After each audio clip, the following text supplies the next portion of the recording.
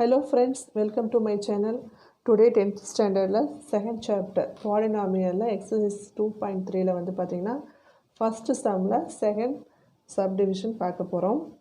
இதுல வந்து பாத்தீங்கன்னா polynomial division பார்த்துட்டு இருக்கோம்.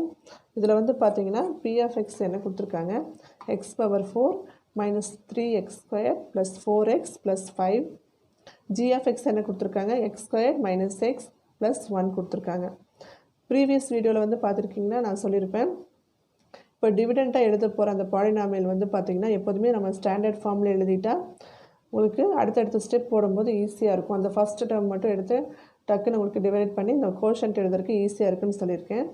ஸோ இதில் வந்து பார்த்திங்கன்னா ஒரு டேர்ம் வந்து மிஸ் ஆகிருக்கு. ஓகேங்களா? ஸ்டாண்டர்ட் ஃபார்ம் எழுதும்போது எப்படி எழுதுவோம், டிகிரி வந்து பேஸ் பண்ணி டிசெண்டிங் ஆர்டர் எழுதுவோம். ஓகேங்களா? அது ஃபஸ்ட்டு பவர் 4 எழுதிடுவோம், அப்புறம் பவர் 3 இருக்கணும் எழுதணும், அப்புறம் 2 1 0 எழுதணும். ஓகேங்களா? இதில் வந்து பார்த்திங்கன்னா இந்த டிவிடெண்டில் பவர் வந்து 4 இருக்குது, 3 வந்து மிஸ் ஆகிருக்கு. ஓகேங்களா? அடுத்தது ஸ்கொயர் இருக்குது, அப்புறம் பவர் 1 இருக்குது, கான்ஸ்டன்ட் இருக்குது. ஓகேங்களா? ஸோ நம்ம அந்த 3 இல்லாத இடத்துல வந்து நம்ம 0 போட்டுக்க போகிறோம். ஓகேங்களா? அப்படி போட்டுட்டா கோஷன்ட்டோட டிவைஸரை மல்டிப்ளை பண்ணி எழுதும்போது உங்களுக்கு ஈஸியாக இருக்கும். இப்போ எக்ஸ் பவர் 4, இப்போ நமக்கு எக்ஸ் பவர் 3 டேர்ம் கிடையாது. அதுக்கு என்ன பண்ண போகிறோன்னா plus 0x power 3 minus 3x square plus 4x plus 5 அப்படின்னு சொல்லி டிவிடெண்ட்டை எடுத்துக்க போகிறோம். ஓகேங்களா? அடுத்த ஸ்டெப் வந்து பார்த்திங்கன்னா ஃபஸ்ட் டேர்ம் எடுத்து டிவைஸரோட ஃபஸ்ட் டேர்மால், அதாவது ஹையஸ்ட் டிகிரி, டிவைஸரில் ஹையஸ்ட் டிகிரி இருக்கோ அந்த டேர்மால் டிவைட் பண்ண போகிறோம்.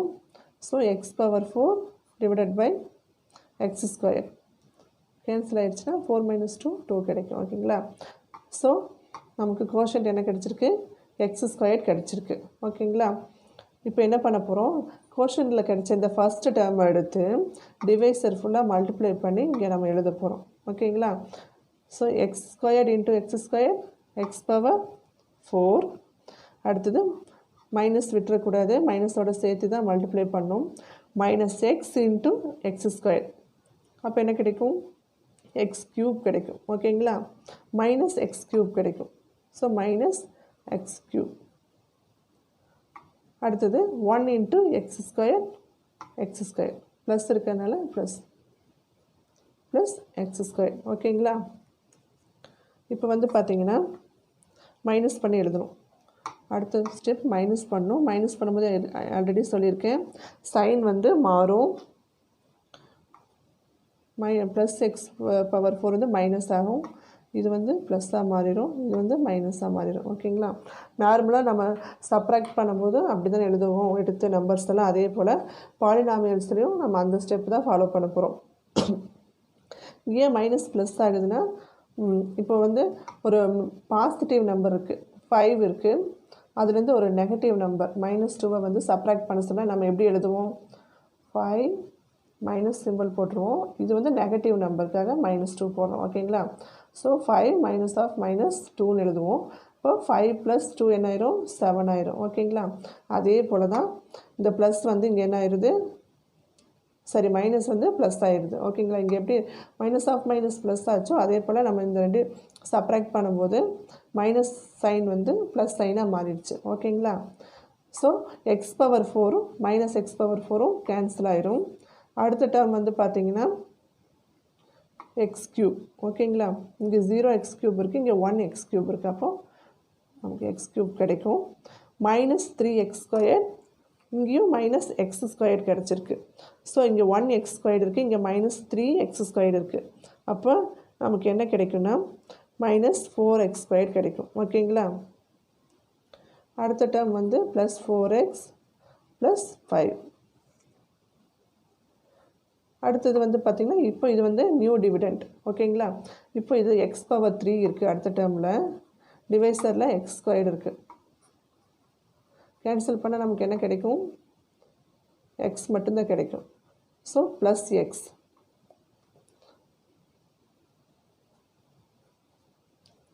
ப்ளஸ் எக்ஸ் கிடச்சிருக்கு. இப்போது இந்த ப்ளஸ் எக்ஸை வந்து டிவைஸரால் மல்டிப்ளை பண்ணி கீழே எழுத போகிறோம். ஓகேங்களா?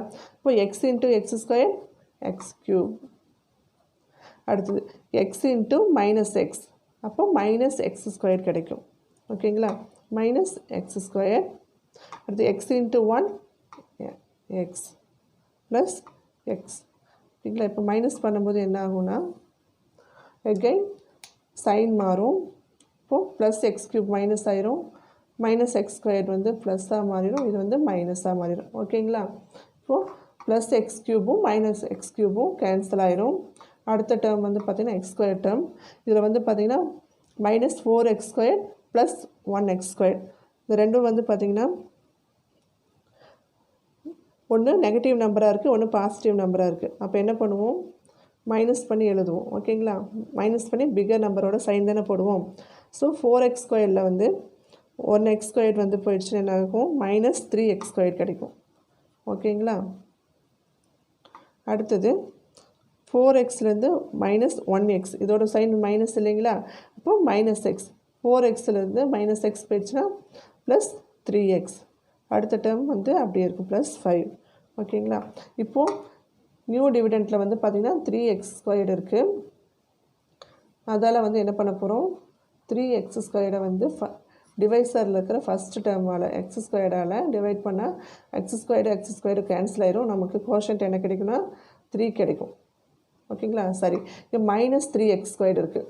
ஸோ அந்த சிம்பிள் வந்து விட்டுறக்கூடாது, சைன் வந்து தான் சேர்த்து போடணும். ஓகேங்களா, ஸோ மைனஸ் 3x ஸ்கொயர்டை டிவைசரில் இருக்கிற எக்ஸ் ஸ்கொயர்டால் டிவைடட் பண்ணும்போது நமக்கு மைனஸ் 3 கிடைக்குது. ஓகேங்களா, ஸோ கோஷன்ட்டோட அடுத்த டேர்ம் வந்து மைனஸ் 3 கிடச்சிருக்கு. இப்போது அந்த மைனஸ் 3ஆல் தான் வந்து இந்த டிவைசர் ஃபுல்லாகவே மல்டிப்ளை பண்ணி எழுதணும். இந்த மைனஸை வந்து மறக்கக்கூடாது.